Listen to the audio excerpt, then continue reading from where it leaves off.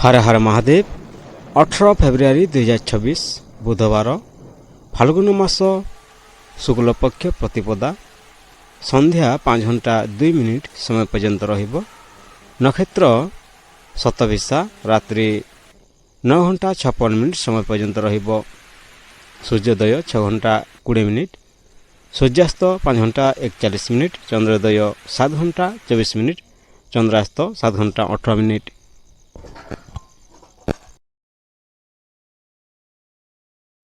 जमगंड 8 घंटा 26 मिनिट एवं रु 9 घंटा 50 मिनिट। उलिका काल 11 घंटा 15 मिनिट रु 12 घंटा 40 मिनिट। दुर्मुहूर्त 12 घंटा 18 मिनिट रु 1 घंटा 3 मिनिट। शुभ काल अभिजित मुहूर्त आज नील अच्छी। अमृत काल 1 घंटा 21 मिनिट रु 2 घंटा 57 मिनिट। ब्रह्म मुहूर्त 5 घंटा 24 मिनिट रु 6 घंटा 12 मिनिट।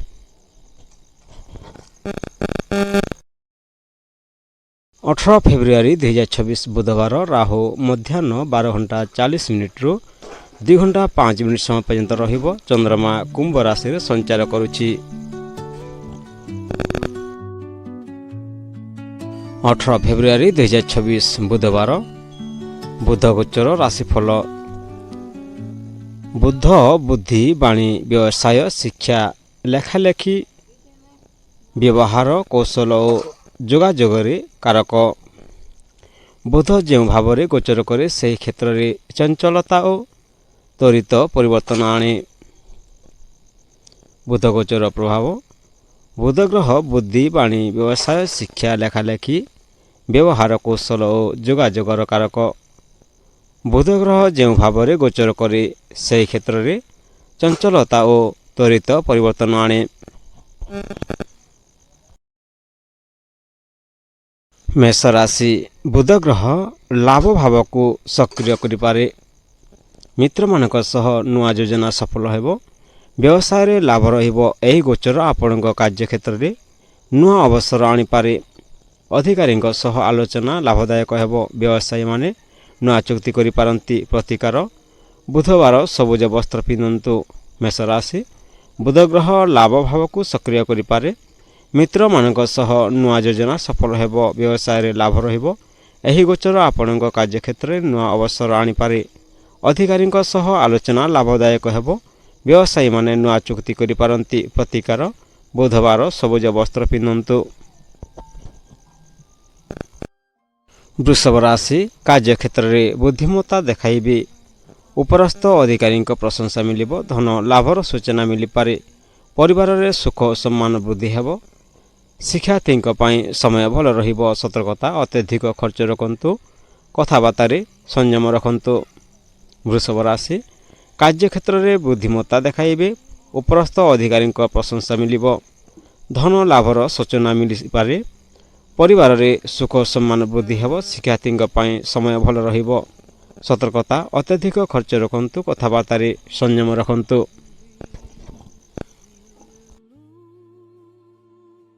मिथुन राशि बुध ग्रह आपणकर राशिपति। भाग्य सहयोग मिलिबो। शिक्षा और प्रतियोगिता रे सफलता मिलिबो।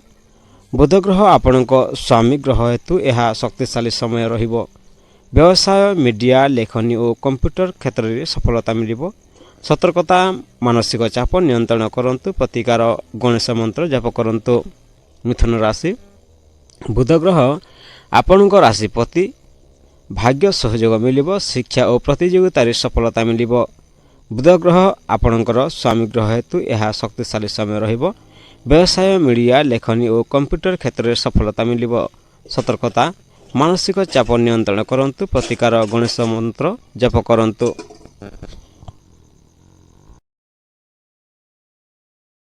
कर्कट राशि एही समय रे खर्च वृद्धि पाई पारे। विदेश संपर्कित काम रे गति आसीबो। गुप्त विषय चिंता करंतु। धन संबंधी निष्पत्ति सतर्कता सहित रखंतु। उपाय सबुज मुग डाली दान करंतु। तुलसी पाखरे दीप जलन करंतु। सतर्कता गुप्त शत्रु ठारू सावधान रहंतु। कर्कट राशि एही समय रे खर्च वृद्धि पाई पारे। विदेश संपर्कित काम रे गति आसीबो। गुप्त विषय चिंता करंतु। धन संबंधी निष्पत्ति सतर्कता सहित रखंतु।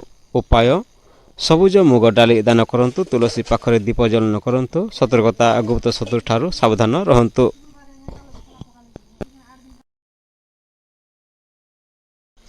ସିଂହ ରାଶି ଆର୍ଥିକ ଲାଭ ଓ ନୂଆ ଯୋଜନା ଆରମ୍ଭ, ସାଙ୍ଗମାନଙ୍କ ସହଯୋଗ ମିଳିବ।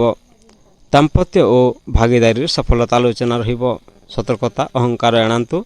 ଉପାୟ ଗଣେଶ ମନ୍ଦିର ଦର୍ଶନ କରନ୍ତୁ। ଗରିବକୁ ହରିତ ଫଳ ଦାନ କରନ୍ତୁ।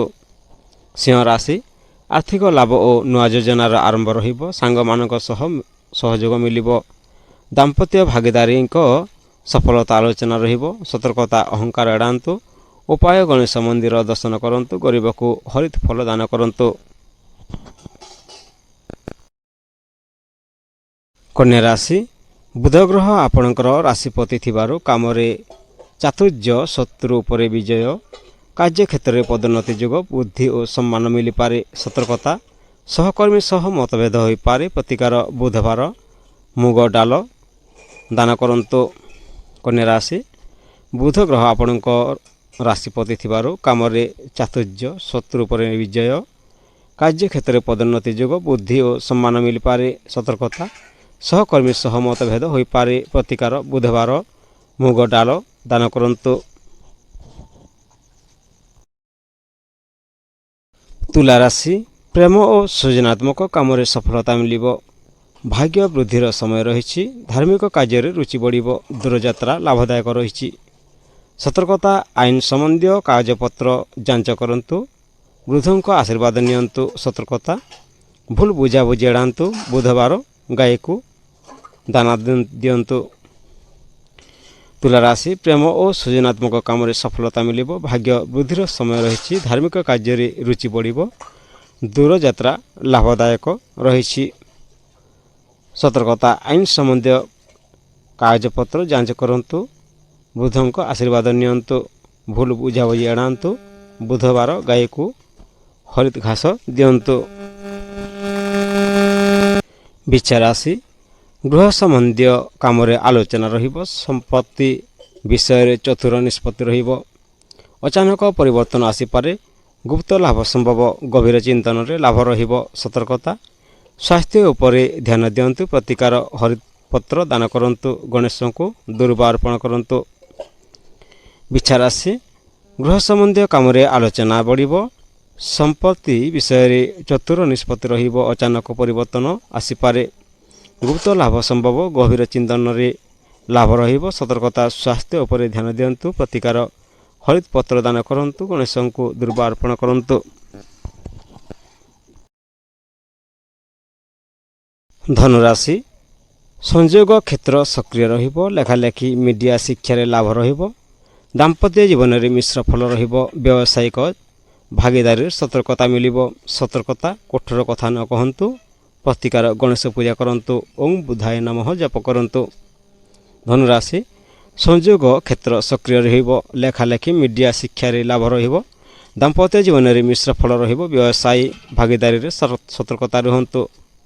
ସତର୍କତା କଠୋର କଥା ନ କହନ୍ତୁ। ପ୍ରତିକାର ଗଣେଶ ପୂଜା କରନ୍ତୁ। ଓଁ ବୁଧାୟ ନମଃ ଜପ କରନ୍ତୁ। ମକର ରାଶି ଧନ ଓ ବାଣୀ ଭାବ ସକ୍ରିୟ ରହିବ। ଆୟ ବଢ଼ିପାରେ। ଶତ୍ରୁ ଉପରେ ବିଜୟ ରହିବ। କାର୍ଯ୍ୟକ୍ଷେତ୍ରରେ ଶ୍ରମର ଫଳ ମିଳିବ। ସତର୍କତା ସ୍ୱାସ୍ଥ୍ୟ ଅବହେଳା ନ କରନ୍ତୁ। କଥାରେ କଠୋରତା ଏଡ଼ାନ୍ତୁ। ପ୍ରତିକାର ଗୋ ସେବା କରନ୍ତୁ। ସବୁଜ ବସ୍ତ୍ର ଦାନ କରନ୍ତୁ। ମକର ରାଶି ଧନ ଓ ବାଣୀ ଭାବ ସକ୍ରିୟ ରହିବ। ଆୟ ବଢ଼ିପାରେ। ଶତ୍ରୁ ଉପରେ ବିଜୟ ରହିବ। କାର୍ଯ୍ୟକ୍ଷେତ୍ରରେ ସଫଳତା ମିଳିବ। ସତର୍କତା ସ୍ୱାସ୍ଥ୍ୟ ଅବହେଳା ନ କରନ୍ତୁ। କଥାରେ କଠୋରତା ଏଡ଼ାନ୍ତୁ।